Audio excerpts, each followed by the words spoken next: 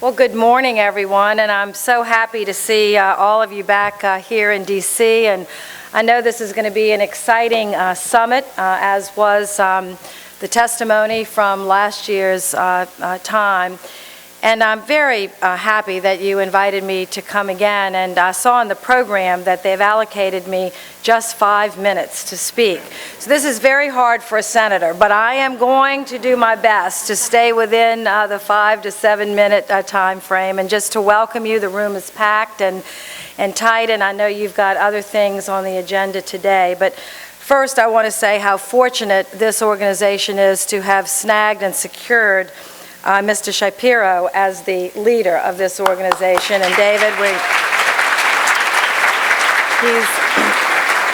he's aggressive where appropriate and inclusive and enthusiastic, and it's important to have that kind of leadership. And I also want to take this opportunity to thank all the corporations that are here, businesses large and small, and individual donors that help keep this mentoring network strong and supportive, because these are very tough times in Washington, where people on both sides of the aisle are looking for ways to trim and to cut federal programming. And it's important that the private sector step up and support in every way, financially and emotionally and spiritually, this network of mentorship. And the National Corporation for Service is in the budget at about $1 billion. That was a real fight this year to keep that level of funding, and we dropped down just slightly, but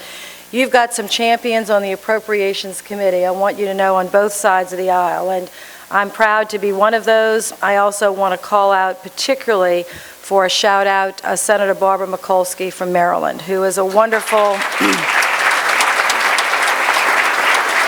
And for those of you that are from Maryland and know Barbara Mikulski personally, you definitely want her on your side as opposed to on the other side of your issue. So keep her close. And for those of you from Maryland, thank her for her support. There are other senators, and their list is too long to name, but there are other senators that are very supportive and understand the magic of mentorship.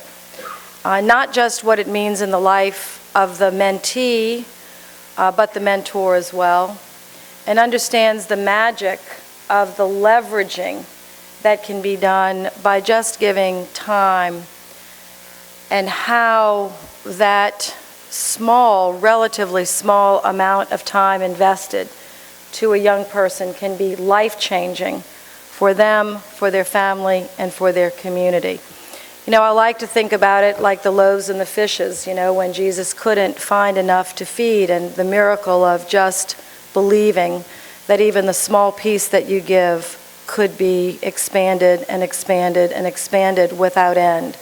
That's the way I think of mentoringship, because, once you get something rolling, it just continues. Even when you lose track of where that energy is going, it will find itself in great places. So, to me, it's sort of the most cost-effective in this time frame where you're looking for what is the most efficient, what is the most effective way to get to the end, using volunteer mentors to change families and communities, and the life trajectory of individuals is really extraordinary. And so I want you to focus when you lobby on this.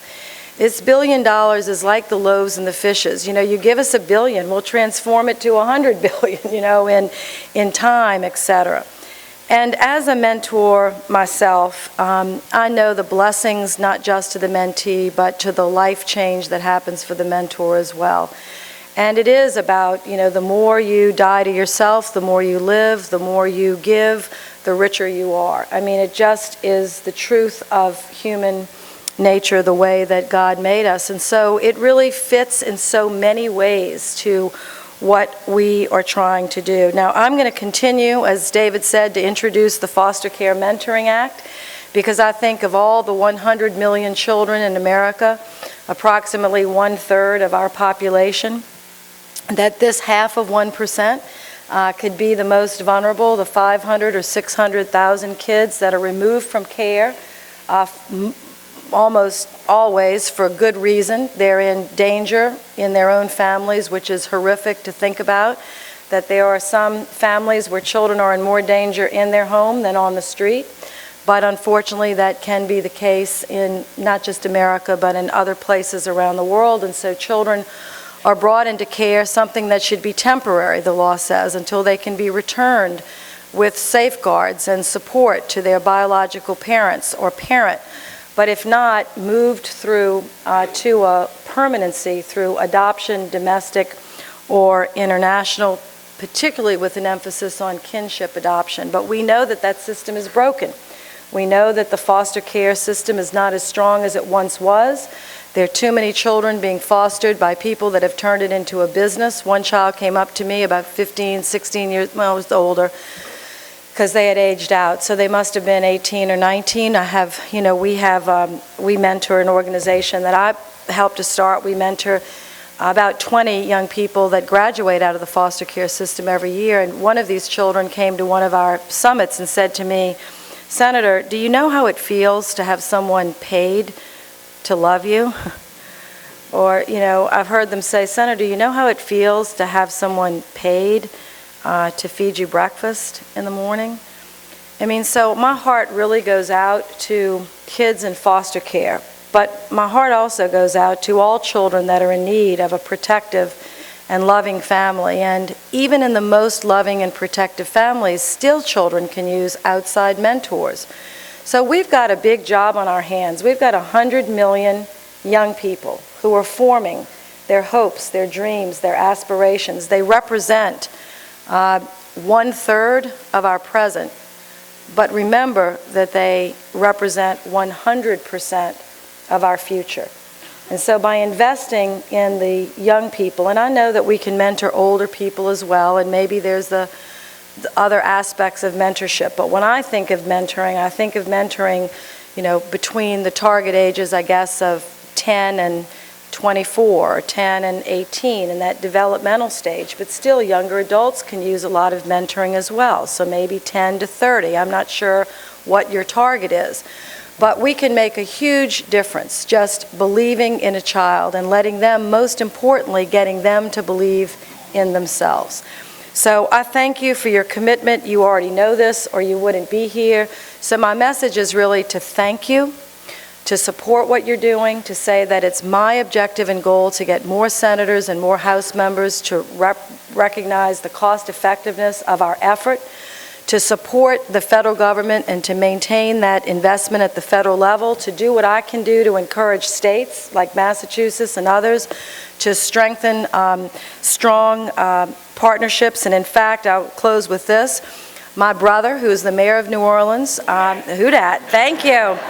Who dat? And we wish we were watching those Saints this weekend coming up. But my brother, who's the mayor of New Orleans, when he was the lieutenant governor, started the first state social entrepreneurship program, or at least kicked it off officially. So this goes very deep into the Landrieu family, from when my father was the Secretary of HUD and Mayor of New Orleans, through me, my brothers and sisters, and there are 8 of us, and my brother. So we're a big mentoring family. You've got our support, and I know that we have your support in this room. So let's go and have a great 2012. God bless you all. Thank you.